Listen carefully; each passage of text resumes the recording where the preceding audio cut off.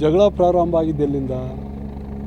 Banner ಕಟ್ಟಿ 3-4 days before, ಅಂದರೆ 3-4 ದಿನ ಮುಂಚೆಗೆ ಬ್ಯಾನರ್ ಕಟ್ಟಿತ್ತು. ಬ್ಯಾನರ್ ಕಟ್ಟಿ 4 ದಿನ ಆದಮೇಲೆ ಆ ಬ್ಯಾನರ್ ಕೇಳಲಿಕ್ಕೆ ಅವರೆಲ್ಲರೂ ಬಂದು ಪ್ರಯತ್ನ ಮಾಡಿದಾಗ ಅಲ್ಲಿರೋಂಥ ಕಾಂಗ್ರೆಸ್ ಕಾರ್ಯಕರ್ತರಿಗೆ ಕೆಲವೊಂದು ಏಟ್ ಆಗ್ತವೆ. ಏಟ್ ಆದಮೇಲೆ ಅಲ್ಲಿ ಶಾಸಕರು ಇರೋಲ್ಲ, ಬಳ್ಳಾರಿಯಲ್ಲಿ ಹೊಸಪೇಟೆಯಲ್ಲಿ ಇರ್ತಾರೆ. ಕಾರ್ಯಕರ್ತರು ಫೋನ್ ಮಾಡಿದ ಮೇಲೆ MLA ಹೋಗಿ ಆ ಬ್ಯಾನರ್ ಎಲ್ಲಿ ಕಿತ್ತಿದ್ರು ಅಂತ ನೋಡೋಕ್ಕೆ ಹೋದಾಗ ಅದೇನು ಇದಾಗ್ತಿತ್ತು. ಅಂದರೆ ಪ್ರಾರಂಭ ಆಗಿದ್ದೇ ಅವರಿಂದ. ಇದೇನು ಇವ್ರು ನಮ್ಮ ಕಾಂಗ್ರೆಸ್ಸಿಂದ ಏನು ಪ್ರಾರಂಭ ಆಗಿಲ್ಲ, BJP ಇವ್ರ ಕಾರ್ಯಕರ್ತರು ಮತ್ತು ಅವರಿಂದಲೇ ಪ್ರಾರಂಭ ಆಗಿದ್ದು.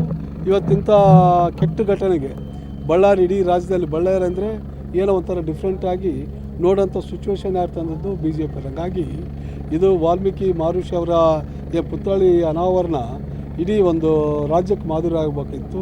ಈ ನಿಟ್ಟಿನಲ್ಲಿ ಅವರ ಏನು ಇವತ್ತೇನು ವಿಫಲ ಮಾಡಬೇಕಂತ ಅವ್ರೇನು ಪ್ರಯತ್ನ ಇದ್ದಾರೆ ಇವು ನಡೆಯಲ್ಲ. ಮುಂದಿನ ದಿನಗಳಲ್ಲಿ ಎಲ್ಲ ಡಿಸ್ಟ್ರಿಕ್ಟ್ ಮಿನಿಸ್ಟ್ರು, ನಾವು MLAಗಳು ಎಲ್ಲರೂ ಸೇರಿ ವಾಲ್ಮೀಕಿ ಪ್ರತಿಮೆ ಅನಾವರಣ ಮಾಡ್ತೀವಿ. ಬ್ಯಾನರ್ ಕಟ್ಟಿದ ಜಾಗ ಅದು PWD ಜಾಗ ಅಂತ PWD ಅವರು ಬಂದು ಅಲ್ಲ ರೀ, ಇವಾಗ ಜಗಳೂರು ಇವಾಗ ಇವ್ರು ಕಟ್ಟಿದ್ದಾರೆ, ಯಾರು ದೇವೇಂದ್ರಪ್ಪ ಅವ್ರು ಕಟ್ಟ್ಯಾರ. ಎಷ್ಟು ಕಟ್ಟ್ಯಾರ?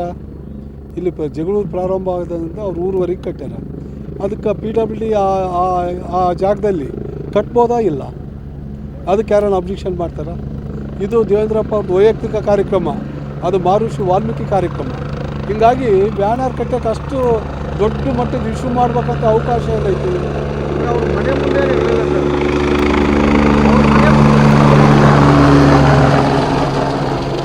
ಅವ್ರ ಮನೆ ಮುಂದೆ ಏನಿರಲಿಲ್ಲ ಸರ್. ಅವ್ರ ಮನೆ ಮುಂದೆ ಅಂದರೆ PWD ದಾರಿ, ಅದು ಮೇನ್ PWD ದಾರಿ. ಯಾವುದು ಕುರುಗೋಡು ದಾರಿ ಅಂತಾರೆ, PWD ದಾರಿ. ಆ ದಾರಿಯಲ್ಲಿ ಕಟ್ಟಿದ್ರೆ ತೊಂದರೆ ಏನೈತಿ?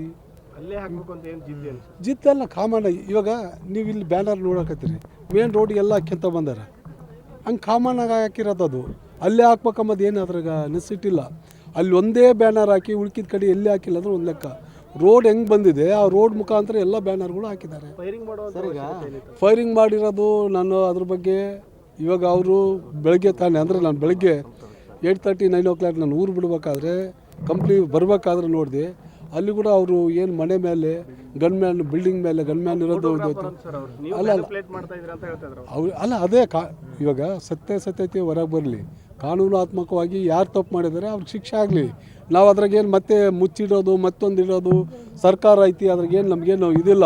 ಇವತ್ತೇನು ಸತ್ತಂಥ ವ್ಯಕ್ತಿ ರಾಜಶೇಖರ್ಗೆ ಏನೈತಲ್ಲ ಅವ್ನಿಗೆ ನ್ಯಾಯ ಸಿಗಬೇಕು. ಈ ನಿಟ್ಟಿನಲ್ಲಿ ಪೊಲೀಸ್ ಇಲಾಖೆ ಐತೆ. ವಿಡಿಯೋನೇ ಬಿಡುಗಡೆ ಮಾಡಿದ್ದಾರೆ ಸರ್. ಅವ್ರು ಯಾರು ಗನ್ಮ್ಯಾನ್, ಸತೀಶ್ ರೆಡ್ಡಿ ಗನ್ಮ್ಯಾನೇ ಗುಂಡು ಹೊಡೆದಿದ್ದು ಅನ್ನೋದಕ್ಕೆ ಎಲ್ಲಿದೆ ಅದು? ನಾನು ನೋಡಿಲ್ಲ, ಅದು ನನಗೆ ಮಾಹಿತಿ ಇಲ್ಲ.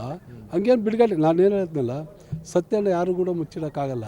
ಒಬ್ಬ ಮುಖ್ಯಮಂತ್ರಿ ಆಗಲಿ, ಪ್ರಧಾನಮಂತ್ರಿ ಆಗಲಿ, MLA ಆಗಲಿ, ಸಾರ್ವಜನಿಕರಾಗಲಿ, ಸತ್ಯ ಏನೈತೆ ಅದು ಹೊರಗೆ ಬರಲಿ. ಆ ತಪ್ಪು ಏನಾಗೈತಿ ಅದಕ್ಕೆ ಶಿಕ್ಷೆ ಅಲ್ಲ. ಇವಾಗ ಆಲ್ರೆಡಿ ಎಲ್ಲ ಇದ್ರಾಗೇನು ಮುಚ್ಚಿಟ್ಟೋದೇನೈತಿ ಎಲ್ಲವೂ ಕೊಟ್ಟಿತ್ತಲ್ಲ. ಇವಾಗ ಪಕ್ಷದಿಂದ ಸತ್ಯಶೋಧನ ವರದಿ ಆಯಿತು. ಈಗ ಗೃಹ ಸಚಿವರು ಶ್ರೀವಡಿ ತನಿಖೆಗೆ ಅಂತ ಹೇಳ್ತಾರೆ. ನೀವೇನೋ CBI ಏನಾರು ನೋಡ್ರಿ, ನಾನೇ ನಂಬಿ ಸರ್ಕಾರ ಏನು ನಿರ್ಧಾರ ಮಾಡ್ತೈತೆ ಅದು ಬದ್ಧವಾಗೈತಿ. ನಾವು ಆ ಲೆವೆಲ್ನಾಗ ಮಾತಾಡೋಂಥ ಇದಿಲ್ಲ. ಸರ್ಕಾರಗಳು ಅವ್ನ ತೀರ್ಮಾನ ತಾಂತಾರೆ, ಅದ್ರಾಗೇನು ಬೇರೆ ಮಾತು. ಸರ್, ಈಗ ಬಳ್ಳಾರಿಯಲ್ಲಿ ಅಸ್ತಿತ್ವ ಕಳ್ಕೊಂಡಿದ್ದಂಥ BJPಗೆ ಇದೊಂದು ಏನಾದರೂ ಪ್ರಕರಣ ಅವ್ರಿಗೆ ಪ್ಲಸ್ ಆಯ್ತಾ ಅಂತ? ಯಾಕಂದರೆ ಎಲ್ಲ ಹಳೆಯ ದೋಸ್ತುಗಳು ಮೊದಲು ಎಲ್ಲ ವೈರಿಗಳಂತ ಕಚ್ಚಾಡ್ತಾ ಇದ್ದವ್ರು ಒಂದಾಗಿದ್ದಾರೆ ಅವರು. ನಾನು ಜನಗಳಿಗೆ ಗೌರವ ಕೊಟ್ಟು, ರೈತರಿಗೆ ಗೌರವ ಕೊಟ್ಟು, ಕ್ಷೇತ್ರದ ಅಭಿವೃದ್ಧಿಗೆ ನಾನು ಅಲ್ಲಿ ಕೆಲಸ ಮಾಡಿದ್ರೆ ಇವ್ಯಾವ ಕೂಡ ಇಶ್ಯೂ ಬರಲ್ಲ. ಯಾಕಂದರೆ ನಾವು ಜನಗಳಿಗೆ ಯಾವ ರೀತಿ ಗೌರವ ಕೊಡ್ತೀವಿ ಜನಗಳು ಅದೇ ರೀತಿ ಗೌರವ ಕೊಡ್ತಾರೆ. ನಾನು ಬಳ್ಳಾರಿ ಜಿಲ್ಲೆಯಲ್ಲಿ 5-5 ಕ್ಷೇತ್ರ, ಇವತ್ತೇನು 5-5 ಕ್ಷೇತ್ರ ಗೆದಿಬೇಕಂದ್ರೆ ಅವ್ರ ವಿರುದ್ಧ ಇವತ್ತೇನು ಅವರ ಭಾಳಷ್ಟು ದೊಡ್ಡ ಮಟ್ಟದ ಲೀಡ್ರುಗಳು ಅವ್ರ ವಿರುದ್ಧ ಸಾಮಾನ್ಯ ಒಬ್ಬ ಕಾರ್ಯಕರ್ತರು, ಕಾಂಗ್ರೆಸ್ ಕಾರ್ಯಕರ್ತ ಒಬ್ಬ MLA ಆಗ್ತಾನೆ ಅಂದ್ರೆ ನೀವು ಲೆಕ್ಕ ಮಾಡ್ಕೋಬೋದು ಜನಗಳ ಮೆಂಟಾಲಿಟಿ ಯಾವ ಥರ ಐತೆ ಅಂತ. ಅಲ್ಲ, ಒಂದು ವರ್ಷದಿಂದ ಇದೇ ಜನಾರ್ದನ್ ರೆಡ್ಡಿ ಅವರು ಶ್ರೀರಾಮುಲು ಮೇಲೆ ಕೊಲೆ ಆರೋಪ ಮಾಡಿರ್ತಾರೆ ಎಂದು ಪಕ್ಕ ಕುಂತ್ಕೊಂಡು ನಾನು ಅವ್ರ ವಿಷಯ ಮಾತಾಡಲ್ಲ. ಯಾಕಂದರೆ ಅವ್ರ ವಿಷಯ ಇಡೀ ರಾಜ್ಯಕ್ಕೆ ಗೊತ್ತೈತಿ. ನಾನು ಹೇಳೋಂಥ ನೆಸಿಟಿ ಇಲ್ಲ. ಹಂಗಾಗಿ ಇಂಥ ಒಳ್ಳೆ ಕೆಲಸಕ್ಕೆ ಅವ್ರಿಗೆ ಒಂಥರ ಏನೋ ಒಂಥರ ಈಗೋ ಆಗಿತ್ತೆ ಅಥವಾ ಏನಾಗುತ್ತೆ ನನಗೆ ಗೊತ್ತಿಲ್ಲ. ಅಲ್ಲ, ಈಗ ಮಹರ್ಷಿ ವಾಲ್ಮೀಕಿ ಅವರ ಹೆಸರನ್ನು ಈ ಪ್ರಕರಣದಲ್ಲಿ ಹೇಳ್ತಿರೋದು, ರಾಜಕಾರಣ ಮಾಡೋದು ಆ ವಾಲ್ಮೀಕಿ ಸಮುದಾಯದ ಜನ ಅಷ್ಟೇ ಅಲ್ಲ, ಇಡೀ ರಾಜ್ಯದ ಜನ ಖಂಡಿಸ್ತಾ ಇದ್ದಾರೆ ಸರ್. ಏನು ಹೇಳಬೇಕು ಸರ್? ಆಗಲಿ, ಅದು ಜನಗಳು ಸೂಕ್ಷ್ಮವಾಗಿ ಅರ್ಥ ಮಾಡ್ಕೊಂತಾರೆ. ಯಾರು ತಪ್ಪೈತೆ ಅವ್ರಿಗೆ ಶಿಕ್ಷೆ ಅಲ್ಲ, ಅದ್ರಾಗೇನು ಬೇರೆ ಮಾತಿಲ್ಲ. Thank you.